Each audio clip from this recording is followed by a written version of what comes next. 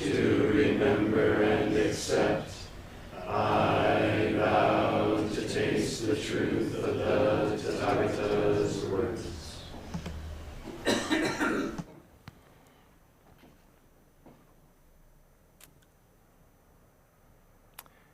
Good evening, everyone. Welcome. My name is Eli. Welcome to all of you that are here with me in the City Center Zendo. Special welcome to all of you joining us online, both now and in the future. I'm very glad we're all here together. Big thanks to my big brother in the Dharma, Tim, for inviting me to give this talk. As well as the Abbotts for inviting me to co-lead this practice period. And as I mentioned, currently this week we welcome in the fall practice period, which I'm co-leading with Tim Wicks, our Tonto, and our beloved Tova Green.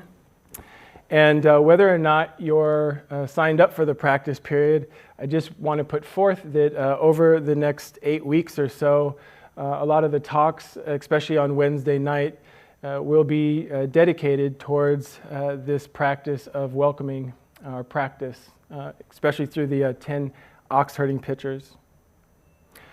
And it's also quite an auspicious time for us in the City Center Sangha, as we're going to be taking up welcoming as we approach ourselves in the new year with a newly remodeled temple. And just in that spirit, and I'm also the director of diversity, inclusion, and belonging. And over the years, I've seen how important it is to create spaces that invite people to be seen, heard, and included. And so as we reopen, I wholeheartedly invite all of you to partake in that endeavor. And just as we create welcoming space for others, a zendo that invites stillness, a home that feels safe. Our inner practice is something that also mirrors this. And as we create as we create this space where whatever arises feels welcome and honored with no judgment, I'd like to talk a little bit about how we can do that in our own practice and personal life.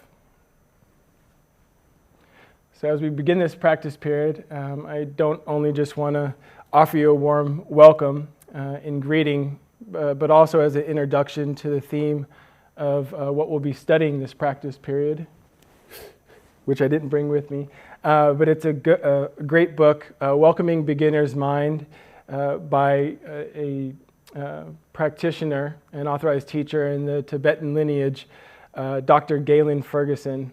And this book, as you can see in the title, is deeply influenced by Suzuki Roshi's teachings on beginner's mind.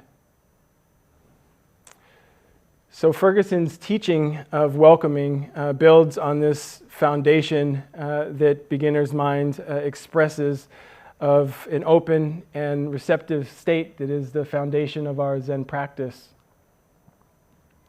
It's a practice that touches everything from the pleasant to the difficult and invites us to fully engage with our practice and our lives.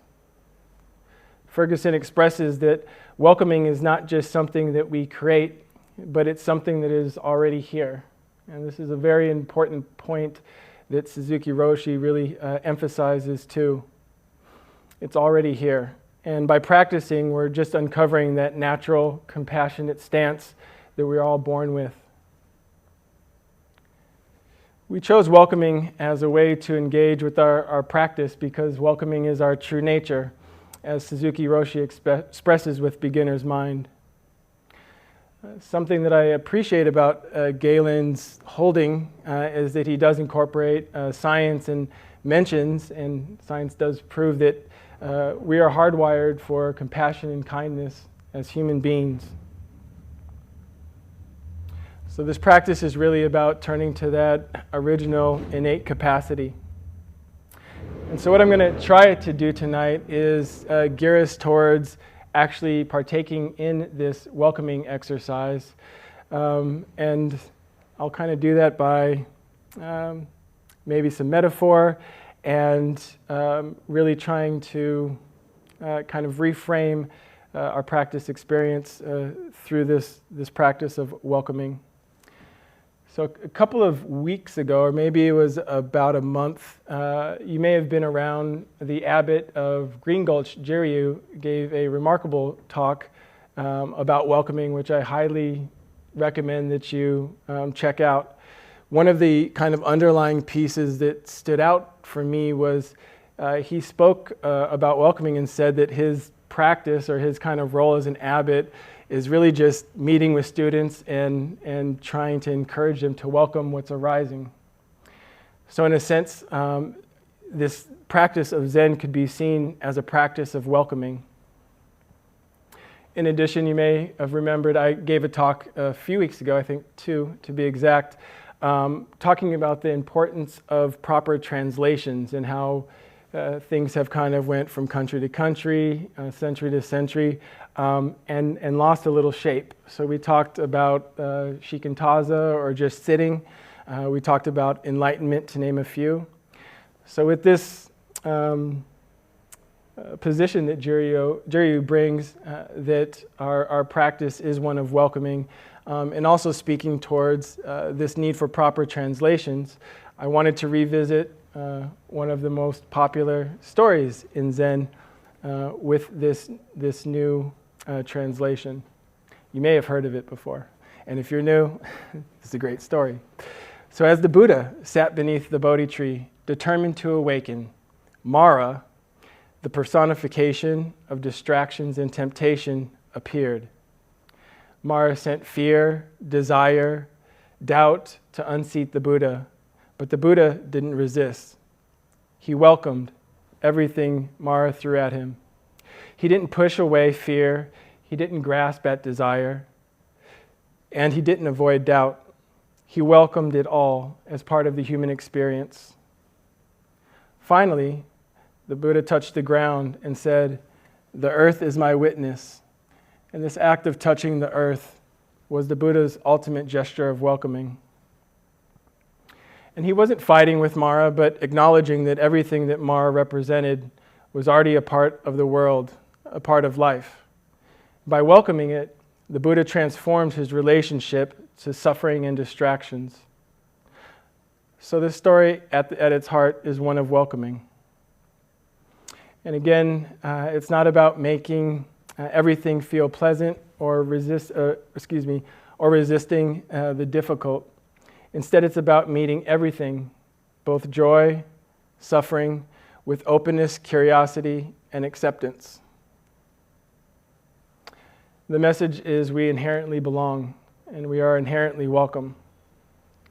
And these teachings also remind us that the mind moves from past to future, from future to past, but it's our bodies that are grounded here in the present moment, where we always exist. So I thought I would speak to this welcoming practice through a metaphor that I was kind of thinking about that might help us prepare for our exercise. So who has ever heard of the term, your body is a temple? Probably most of you. Okay. So I've always been somewhat fond of it or fond of it. And in looking around, I realized that it actually has origins in Christianity teachings. And it emphasizes that the body is a vessel for the Holy Spirit, kind of demanding purity and devotion. And over time, I think most of us maybe have encountered it as a saying that focuses on health and wellness, suggesting that the body is this vessel or kind of container that houses the mind or the self or I. And I feel that these views are helpful, but wanted to bring it in from a Zen approach and message that the body is not simply a container, it is the temple itself. And then you might ask, if I don't live in the temple, who lives there? So the body is a temple, and awareness is the host. And within this temple, awareness is the true host. So you can close your eyes to try to maybe imagine this a little bit more, or leave them open, up to you. But if you can imagine your body as a vast, open temple, grounded in the present moment, awareness greeting every visitor, or actually, I guess I should say maybe every seeker. Galen in his book likes to point out the fact is when we actually stop and sit still and quiet ourselves, very quickly you'll see the seekers come forth, and that we have a mind that is constantly seeking for something or to get away for something to change. And so, again, your awareness can greet these seekers that come to visit. Your thoughts, your emotions, sensations will all come, stay, but eventually will leave. And the host does not cling to these visitors, simply just watches them arise and pass. And this is the heart of welcoming, letting everything come and go without judgment or attachment. And in zazen, we practice exactly like this. We sit with our breath, welcoming whatever arises, knowing that it's part of the present moment. The body, as a temple, holds space while the awareness remains steady. And in turning this with my beloved teacher, Ed, a little bit further, he pushed me to go a little bit deeper with my simple understanding. And the truth of it is as we engage with our body and awareness, we stop experiencing the body as something separate from the world around us. The boundaries between self and other soften or maybe disappear. The rustling of leaves, passing of cars, the city sounds are not outside of the temple. They are part of it. Awareness expands beyond the body to include everything. And Zen teaches that the body and mind can drop away. So the body, the temple, is not an isolated part of everything. The host, awareness, is not separate self. It's inseparable from the whole of reality. So in zazen, we drop the distinction between our inner and outer, realizing our body, mind, are all phenomena of one.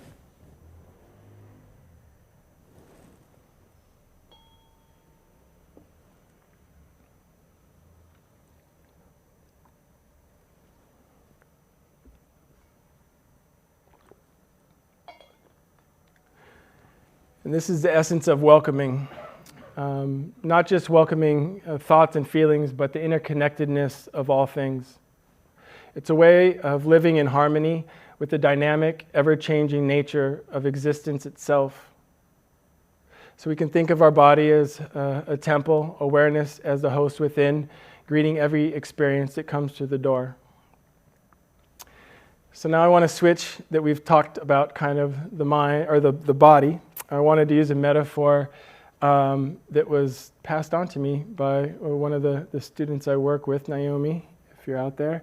And she offered a teaching by Chongpa Rinpoche, which is actually interesting because this book was written by one of his students, Galen, and he emphasized the teaching of Suzuki Roshi, so I wanted to bring in his teacher's analogy to support this as well. And so Rinpoche uses the analogy that a screen represents the external world, so the phenomenal world. And this is different than Suzuki Roshi's version of a movie screen, so you can put that to the side for a moment. But the screen represents the external world, the film or the playing of the mechanics, the flickering, the ever-changing thoughts, emotions, and perceptions that we project onto the screen. So I'm projecting that's Kevin, and that's Choku, and their wonderful robe. But behind that projection and the phenomena is a bright bulb, a steady, brilliant light that illuminates everything. And this bulb does not change or react to images flashing across the screen. It just simply shines its light, allowing projections to be seen. And he likens this to a Sanskrit word that I'm not familiar with, so I may be saying it wrong, but alaya, or fundamental consciousness. And this is otherwise could be known as a basic clear mind, and it's steady, unaffected by the transient nature of thoughts, and it serves as the foundation for perception. And he explains, and resting in that place is akin to this deeper awareness which can be experienced when we just sit with what is. And of course, he cautions against becoming too attached to the alaya as an ultimate goal, as we should not be attached to some type of meditation, as it's only a step towards the realization of bodhicitta, or the awakened heart-mind.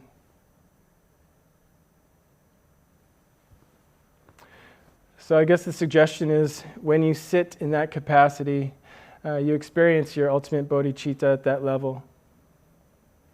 So in our practice of zazen, or welcoming, we can think of this bulb as our awareness, the light that shines on all experiences without judgment or attachment. It doesn't try to change the images or cling to them. It simply illuminates them as they come and go. And in the same way, we welcome our thoughts and emotions in the same way, without trying to control or push them away.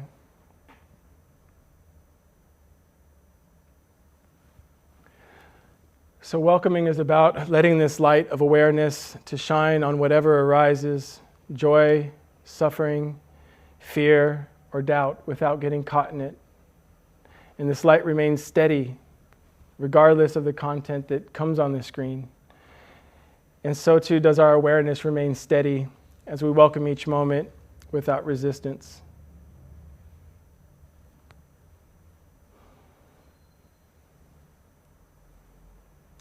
And in this way, we can welcome each passing thought not as something to fix or to solve, but something to be illuminated and understood.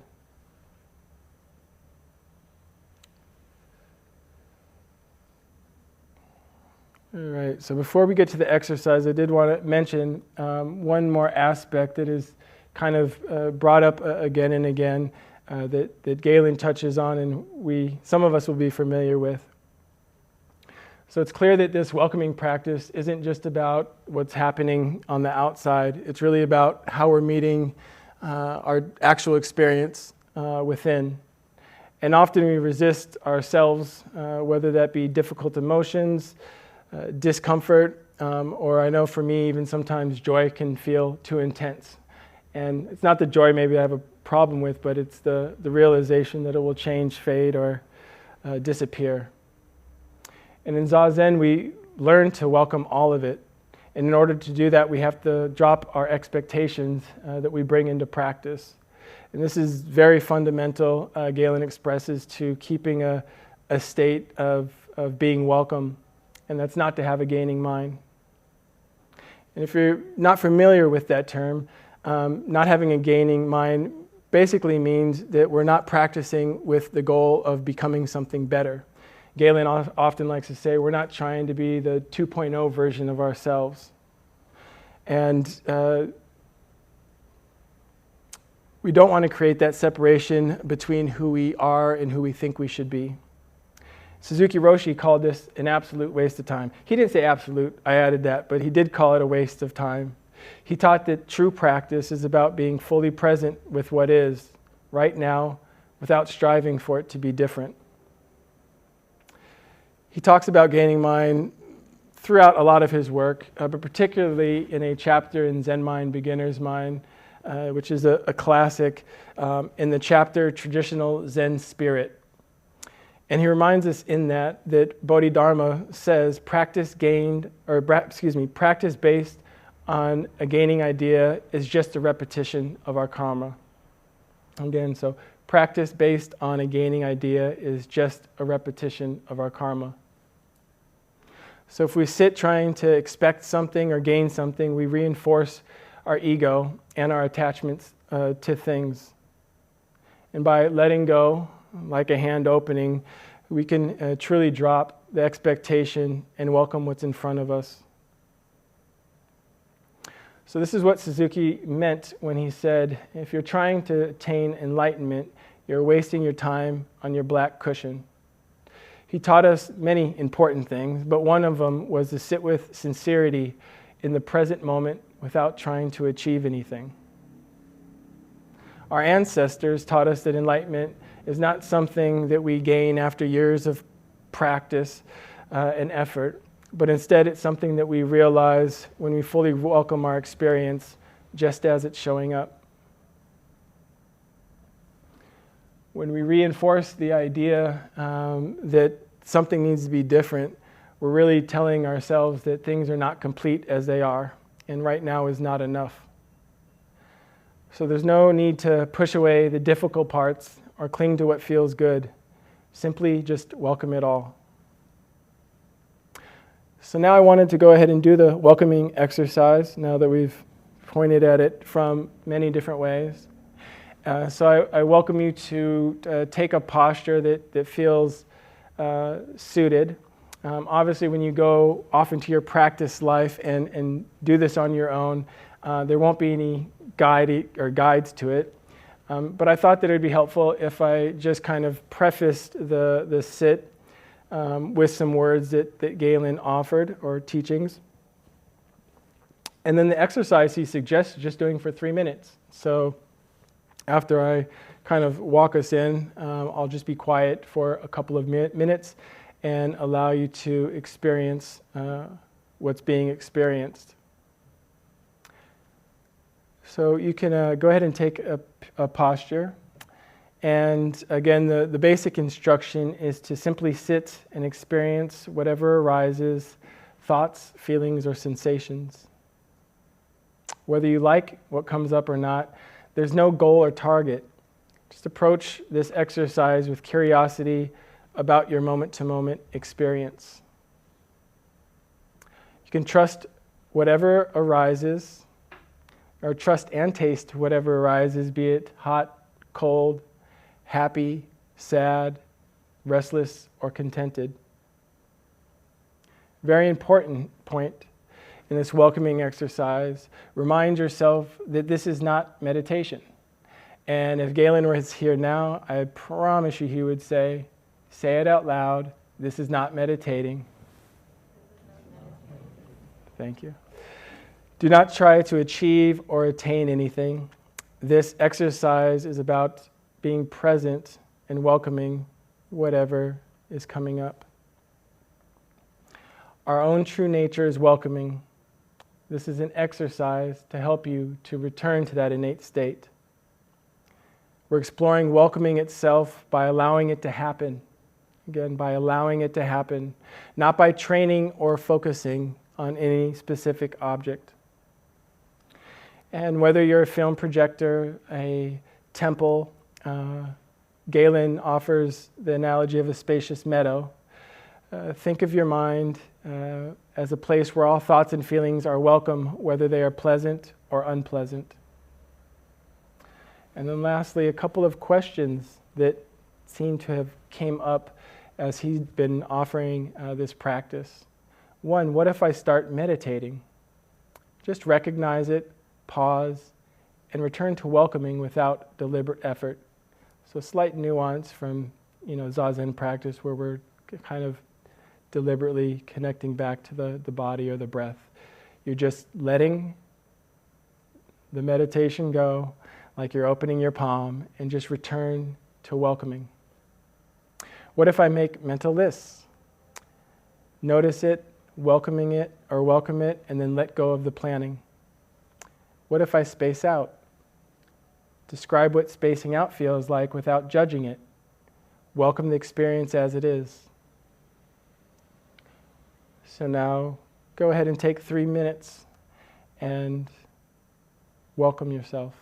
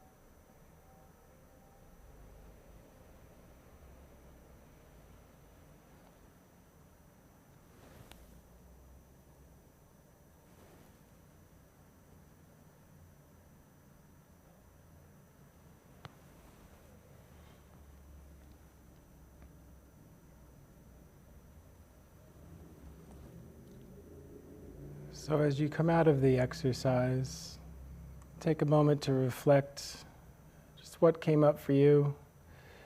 Did you notice any resistance to welcoming certain things?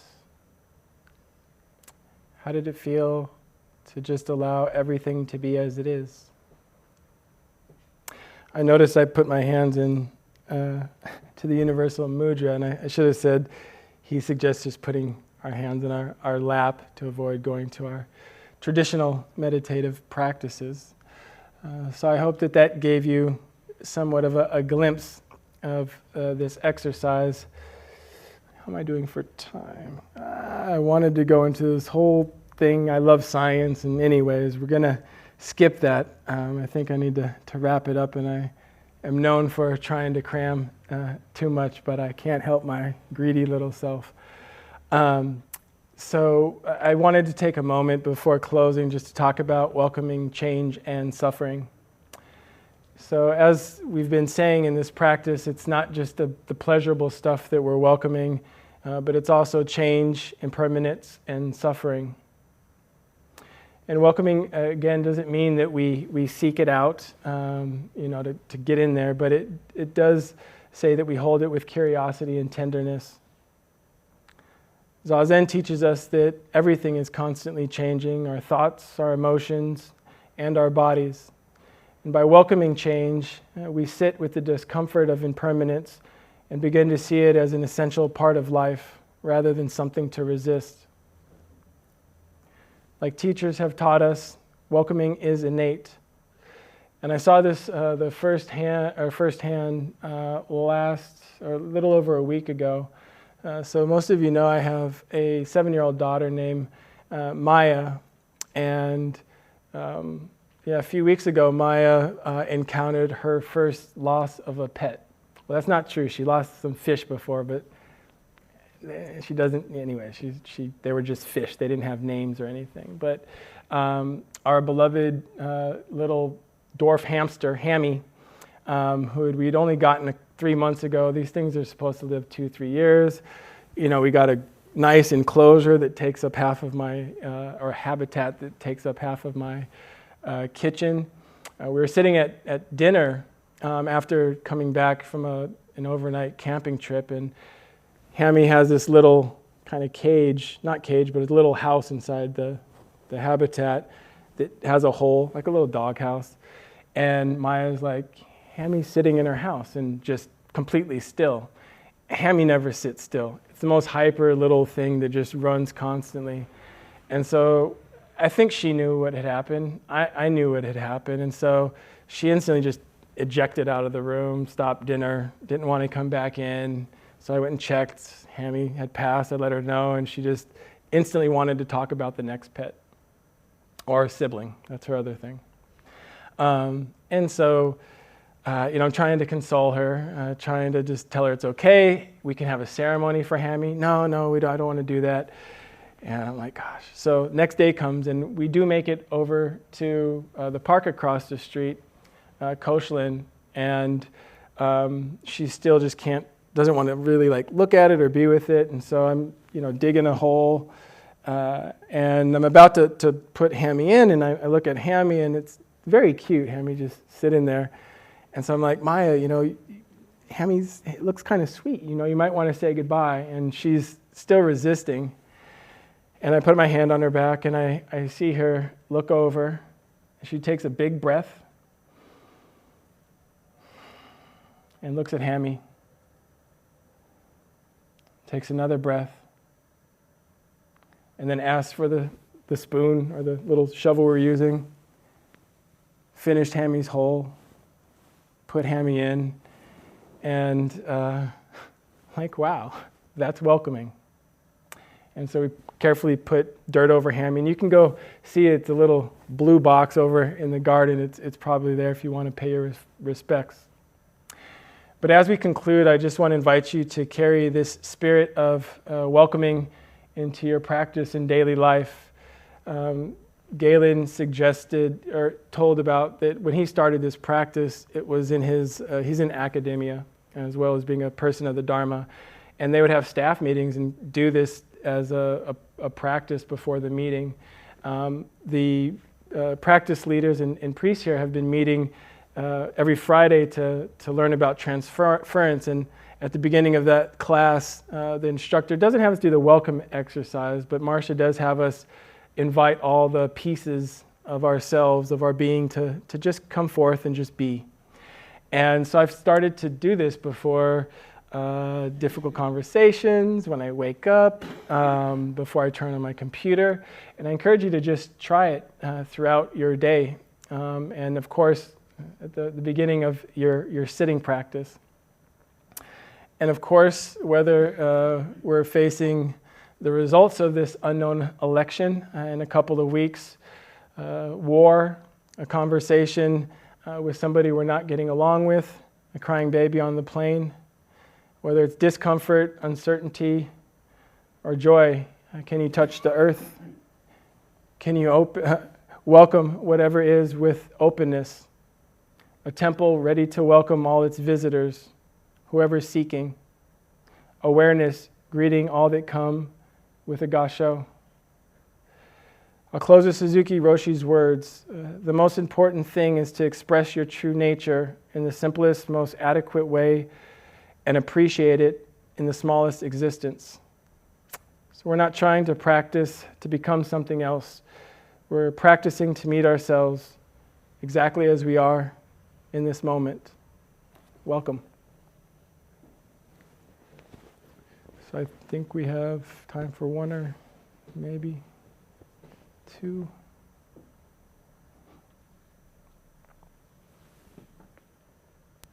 We have about 6 or 7 minutes for questions. If anybody has a question, please raise your hand, and I'll bring the microphone over.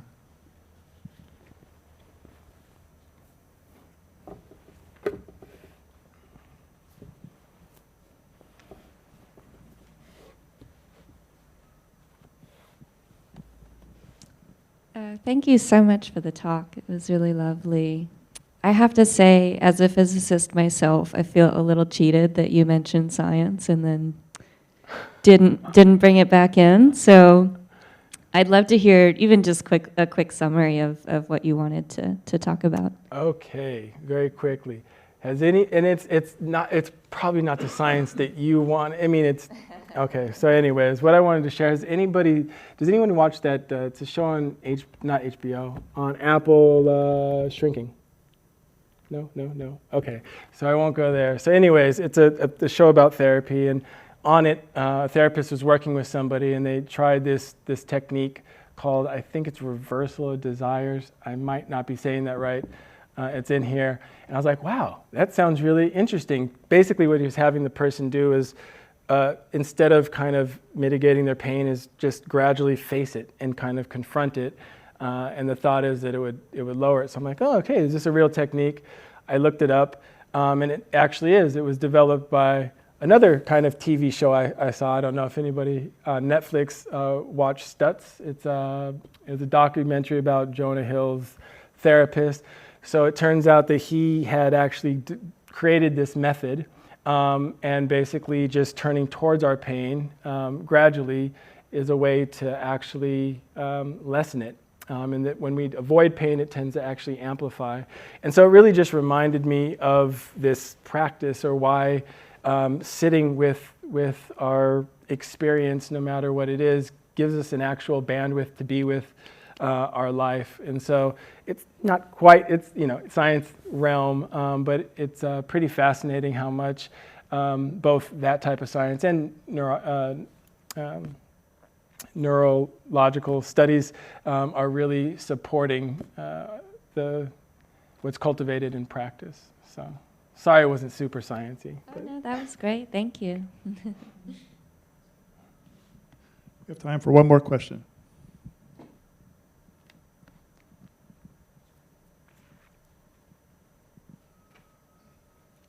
First, same, thank you very much for the talk.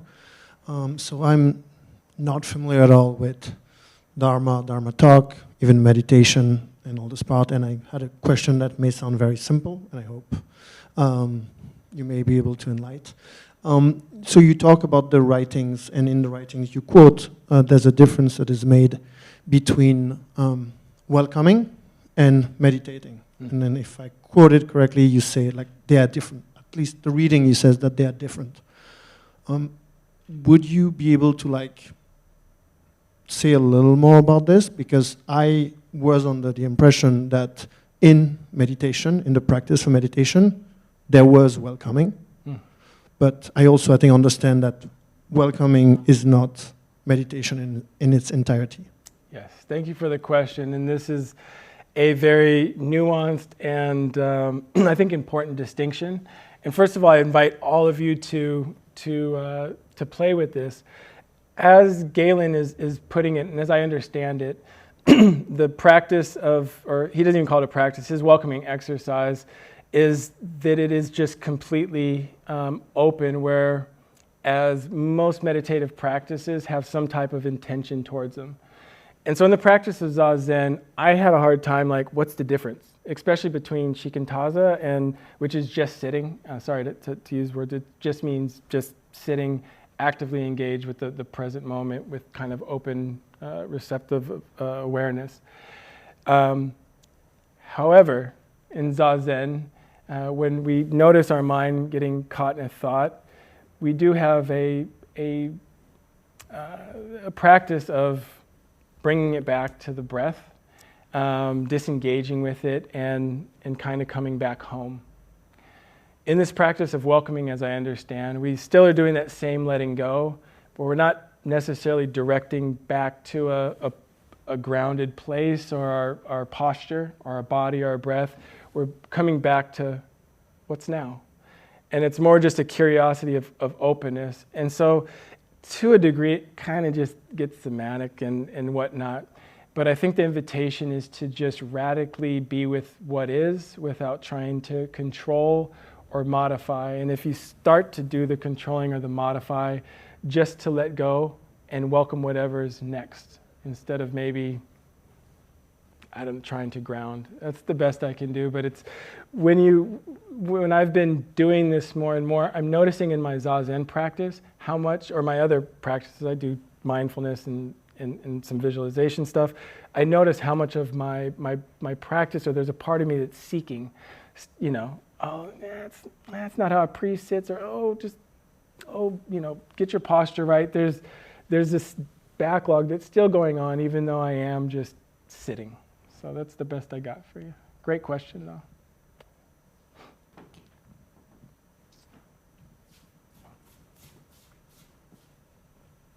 Oh, sorry. We need to clank.